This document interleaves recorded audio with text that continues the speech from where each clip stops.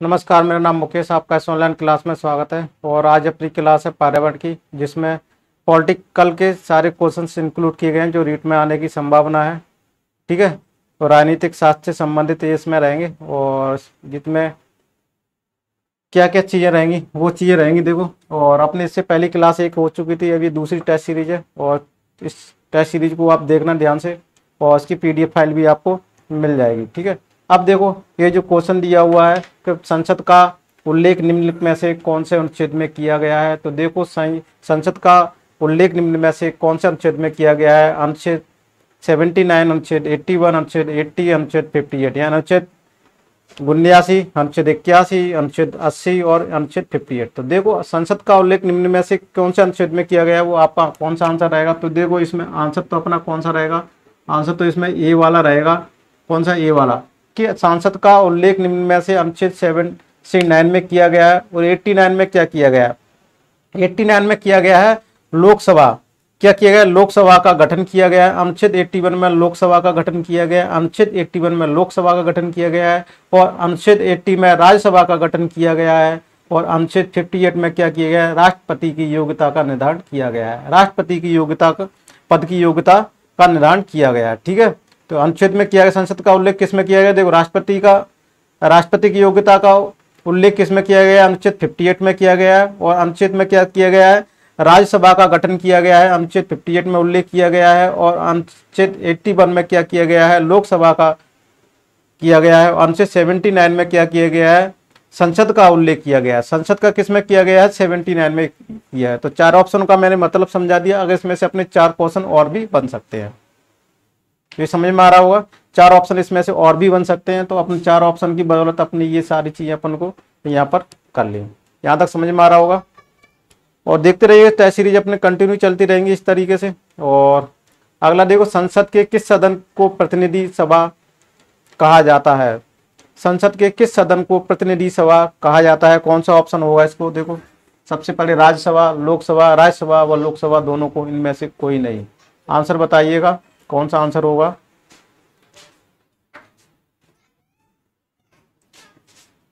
राज्यसभा, लोकसभा, राज्यसभा व लोकसभा दोनों, इनमें से कोई। संसद के किस सदन को प्रतिनिधि सभा कहा जाता है, प्रतिनिधि सभा कहा जाता है। देखो, तो इसका आंसर अपना, तो संसद के लोकसभा सदन को प्रतिनिधि सभा कहा जाता है।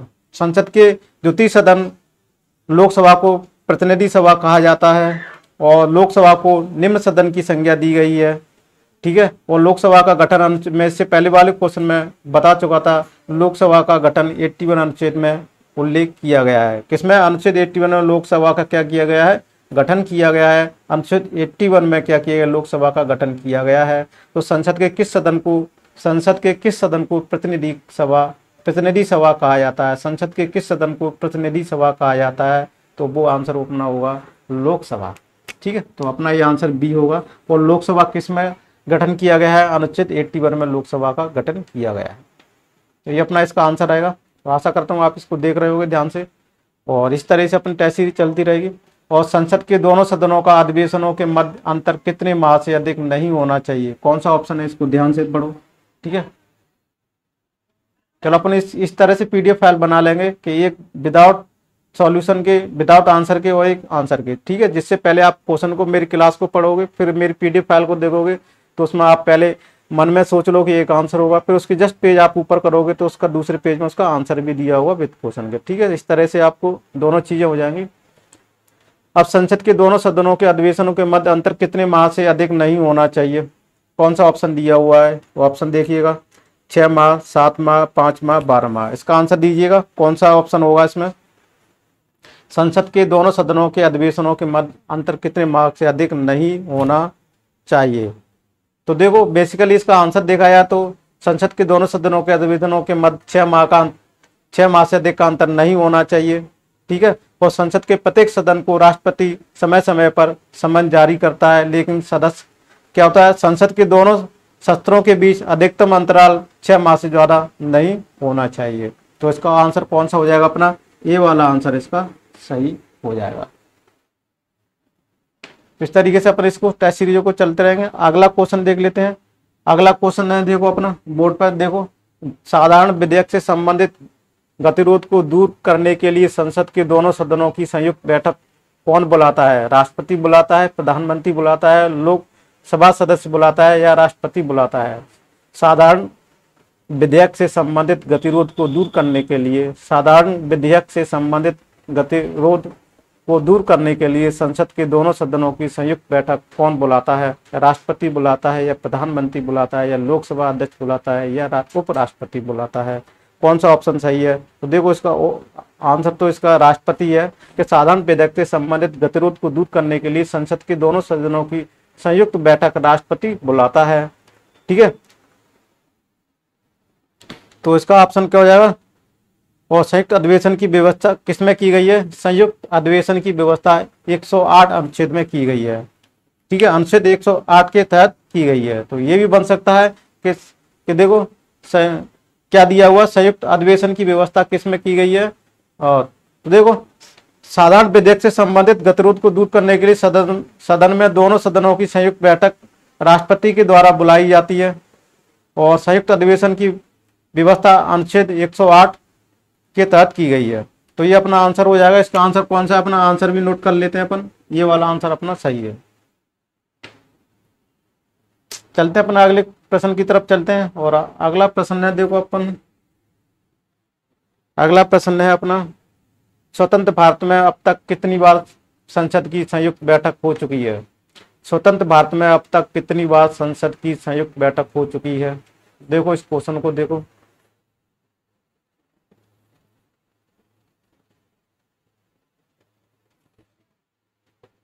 कौन सा आंसर होगा अपना? स्वतंत्र भारत में अब तक कितनी बार संसद की संयुक्त बैठक हो चुकी है? 3 बार, 2 बार, 4 बार, 5 बार? कौन सा आंसर हो आप चेक कीजिएगा। तो देखो संयुक्त भारत में अब तक कितनी बार संसद की संयुक्त बैठक हो चुकी है? कौन सा आंसर है इसमें, आप चेक कीजिए।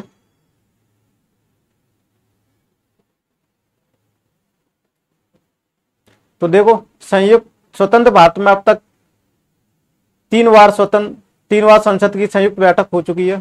तो 3 बार अपना ये वाला ऑप्शन सही हो जाएगा। प्रथम बैठक कहां पर हुई थी? 1961 में हुई थी। द्वितीय बैठक कितनी में हुई थी? 1978 में हुई थी। और तृतीय बैठक 2002 में हुई थी। ठीक है, जब आतंकवाद निरोध विधेयक 2002 के राज्यसभा में पारित नहीं किया गया था। तृतीय बैठक कब हुई थी? 2002 में हुई थी। तो देखो इस तरीके से अपन ऑप्शन को करना है और अपन को सन भी बता रहे हैं। प्रथम बैठक बस 1961 में हुई थी, जब तत्कालीन सरकार को राज्यसभा में बहुमत होने के बावजूद दहेज निषेध विधेयक 1959 के मामले में हार का सामना करना पड़ा था। और द्वितीय बैठक 1978 में आयोजित की गई, जब राज्यसभा द्वारा बैंकिंग सेवा आयोग निरसन विधेयक 1977 को अस्वीकार कर दिया गया। ठीक है, तो चलो इसका अपना कौन सा ऑप्शन हो जाएगा? ए वाला ही अपना आंसर हो जाएगा। अब देखो अगला क्वेश्चन देख लेते हैं। एक वर्ष में कम से कम कितनी बार संसद की बैठक होना अनिवार्य है? एक वर्ष में कम से कम कितनी बार संसद की बैठक होना अनिवार्य है?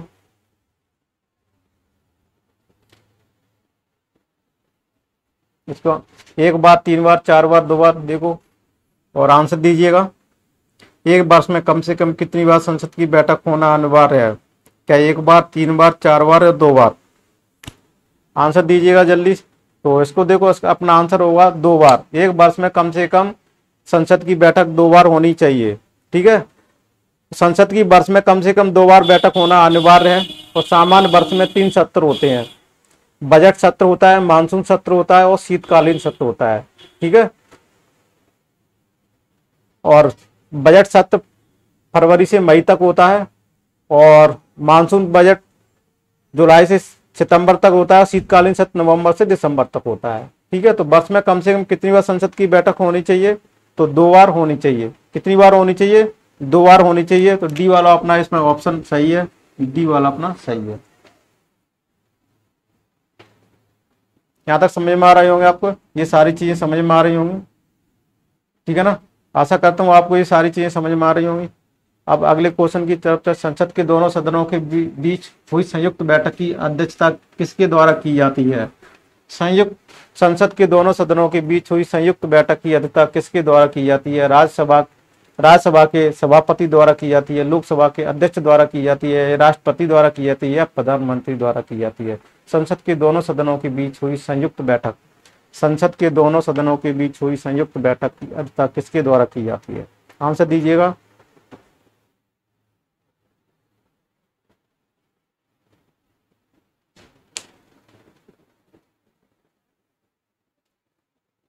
तो देखो इसका आंसर अपना लोकसभा के अध्यक्ष द्वारा होगी। संसद के दोनों सदनों के बीच संयुक्त बैठक की अध्यक्षता लोकसभा के अध्यक्ष द्वारा की जाती है। और इसका किसके अनुच्छेद में इसका जिक्र किया गया है? 118 और 118(4) के अनुसार इसका क्या किया गया है 118(4) के अनुच्छेद के तहत क्या किया गया है? इसका बैठक के बीच संयुक्त बैठक की अध्यक्षता लोकसभा सदस्य के द्वारा की जाती है, अनुच्छेद के द्वारा। ठीक है,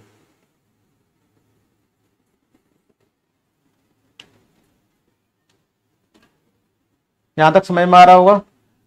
अगले प्रश्न की तरफ चलते हैं। संसद के दोनों सदनों का 17वां किसके द्वारा किया जाता है? 17वां किसके द्वारा किया जाता है?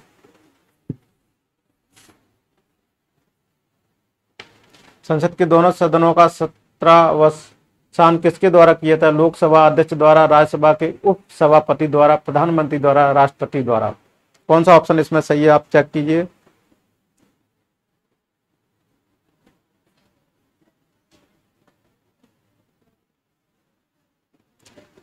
तो देखो इसका सही आंसर होगा कि संसद के दोनों सदनों का 17वां राष्ट्रपति के द्वारा किया जाता है। किसके द्वारा किया जाता है? राष्ट्रपति के द्वारा किया जाता है। और 17वां के द्वारा न केवल बैठक समाप्त होती है बल्कि सदन के सत्र को भी समाप्त किया जाता है। और 17वां की कार्रवाई राष्ट्रपति द्वारा की जाती है। किसके द्वारा की जाती है? राष्ट्रपति के द्वारा की जाती है। तो अपना ऑप्शन कौन सा हो जाएगा? डी वाला अपना आंसर इसमें सही है।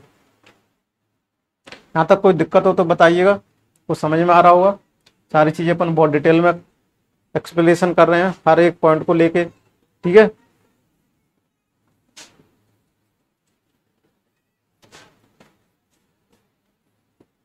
अगले प्रश्न की तरफ चलते हैं अपन। संसद के वेतन भत्तों का निर्धारण किसके द्वारा किया जाता है? किसके द्वारा किया जाता है? संसदों के वेतन भत्तों का निर्धारण किसके द्वारा किया जाता है? किसके द्वारा किया जाता है? संसद द्वारा, राष्ट्रपति द्वारा, न्यायपालिका द्वारा, राष्ट्रपति की अध्यक्षता में एक समिति द्वारा, किसके द्वारा किया जाता है? इसका आंसर दीजिएगा। संसद के वेतन भत्तों का, सांसदों के वेतन भत्तों का निर्धारण किसके द्वारा किया जाता है? तो किसके द्वारा किया जाता है? तो देखो सांसद के वेतन भत्तों का निर्धारण किसके द्वारा किया जाता है? संसद द्वारा किया जाता है। सांसदों के वेतन भत्तों का निर्धारण किसके द्वारा किया जाता है? संसद द्वारा किया जाता है। कौन सा ऑप्शन अपना है? ये वाला सही है। ठीक है ना, कौन सा ऑप्शन सही है अपना? ये वाला सही है। अगले क्वेश्चन की तरफ बढ़ते हैं अपन। संसदीय प्रणाली की सरकार को अन्य किस नाम से जाना जाता है? किस नाम से जाना जाता है वो देख लीजिएगा।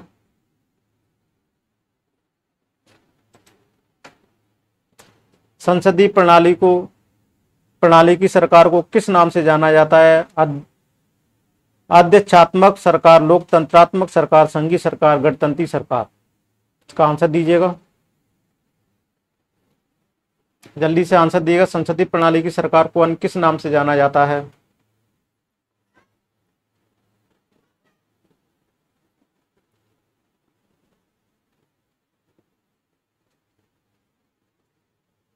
तो देखो इसका आंसर कौन सा होगा? संसदीय प्रणाली की सरकार को संघीय सरकार के नाम से भी किया जाता है, जाना जाता है। तो इसका ऑप्शन अपना कौन सा हो जाएगा? सी वाला अपना आंसर हो जाएगा। समझ में आ रहा है? इस तरीके के इस क्वेश्चन को सी आंसर होगा। और अगले प्रश्न की तरफ चलते हैं। अगला प्रश्न है अपना, भारत की संचित निधि पर निम्नलिखित में से किसका नियंत्रण होता है? भारत की संचित निधि पर निम्नलिखित में से किसका नियंत्रण होता है? महानियंत्रक एवं महालेखा परीक्षक। बी ऑप्शन भारत के वित्त मंत्री, सी ऑप्शन प्रधानमंत्री, डी ऑप्शन क्या है? संसद। कौन सा है इसका? सोच के बताइएगा जल्दी आंसर।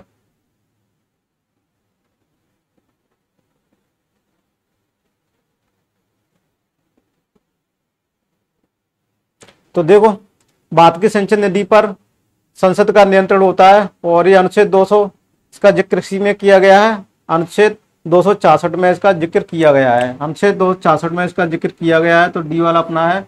तो भारत की सिंचन निधि का निम्न में से संसद करता है और अनुच्छेद 266 के अंतर्गत संचित निधि का प्रावधान किया गया है।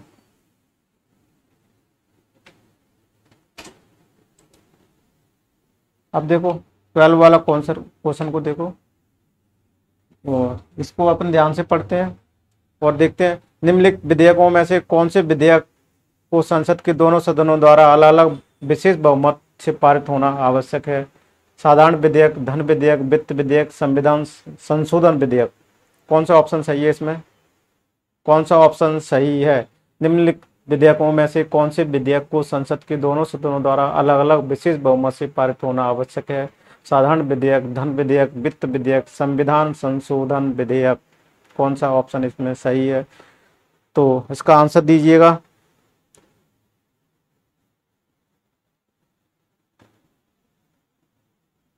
तो देखो इसका ऑप्शन अपना सही होगा डी वाला, के विधेयकों में से विधेयक संसद को दोनों सदनों को अलग अलग विशेष बहुमत से पारित होना आवश्यक विधान संशोधन विधेयक, संविधान संशोधन विधेयक द्वारा आवश्यक हो, पारित होना आवश्यक है। ठीक है ना? तो ये वाला अपना ऑप्शन है। तो देखो इसका ऑप्शन कौन सा होगा? इसका होगा कौन सा ऑप्शन है इसमें? संविधान संशोधन विधेयक। तो देखो को संसद के दोनों सदनों को अलग अलग विशेष बहुमत से पारित होना आवश्यक है। किसको? संविधान संशोधन विधेयक। तो डी वाला ऑप्शन अपना सही है। ठीक है, अगले क्वेश्चन की तरफ चलते हैं और अगला क्वेश्चन देखते हैं। ये बोर्ड पर दिख रहा है। संसद के सदस्य की सदस्यता समाप्त समझी जाती है यदि वो निम्नलिखित अवधि तक बिना सदन को सूचित किए अनुपस्थित रहता है। तो देखो कौन सा उसमें ऑप्शन सही है अपना? कौन सा ऑप्शन इसमें सही है अपना? उसको क्या 60 दिन, 90 दिन, 120 दिन, 150 दिन? देखो संसद के सदस्य की सदस्यता समाप्त, संसद के सदस्य की सदस्यता समाप्त समझी जाती है यदि वह 60 दिन तक बिना सदन को सूचित किए अनुपस्थित रहता है। ठीक है, तो अपना कौन सा ऑप्शन हो जाएगा इसमें? ये वाला ऑप्शन अपना सही है। समझ में आ रहा है ये क्वेश्चन? और अपना 14 वाला क्वेश्चन देखो कि संसद की कार्यवाही का प्रथम काल को किस नाम से जाना जाता है? शून्यकाल, प्रश्नकाल, ध्यानाकर्षण काल और विशेष काल। कौन सा ऑप्शन इसमें सही है? 14 वाले क्वेश्चन को देखिएगा, आंसर दीजिएगा। तो संसद की कार्यवाही का प्रथम काल प्रश्न काल कहा जाता है। संसद की कार्यवाही का प्रथम काल प्रश्न काल को कहा जाता है। तो ये वाला अपना ऑप्शन डी सही है। अब चलते हैं 14 क्वेश्चन तक थे और संसद की कार्यवाही का प्रथम काल। तो यहीं पर इसको देखो, क्लास को अपन को लंबी नहीं ले जाना है, तो इस क्लास को अपन यहीं पर खत्म करते हैं और इससे आगे आने वाली क्लासों को देखेंगे। 14 तक भारत की संसद का उद्घाटन, और अगर ये क्वेश्चन और भी आ जाए भारत की संसद का उद्घाटन कब हुआ, तो 1927 में हुआ था। ये भी क्वेश्चन है, वो टाइप नहीं कर पाए अपन। तो भारत की संसद का उद्घाटन कब हुआ? 1927 में। ये भी ऑप्शन अपन इंक्लूड कर लेना है इस क्वेश्चन को। ठीक है, तो ये क्लास अपन को कैसी लगी आप जरूर बताइएगा, कमेंट्स बॉक्स में जरूर बताइएगा। और ये टेस्ट सीरीज अपने ऐसी चलती रहेगी और कम कम समय की चलती रहेगी, 15 14 क्वेश्चनों की, जिससे अपनी क्लास कोई लंबी नहीं जाएगी। आपको इतना समय भी खर्च नहीं करना पड़ेगा। अपनी पढ़ाई के लिए मात्र 20 मिनट ही देने हैं आपको। ठीक है, तो मिलते हैं अगली क्लास में, नेक्स्ट क्लास में मिलते हैं। Thank you for watching this video.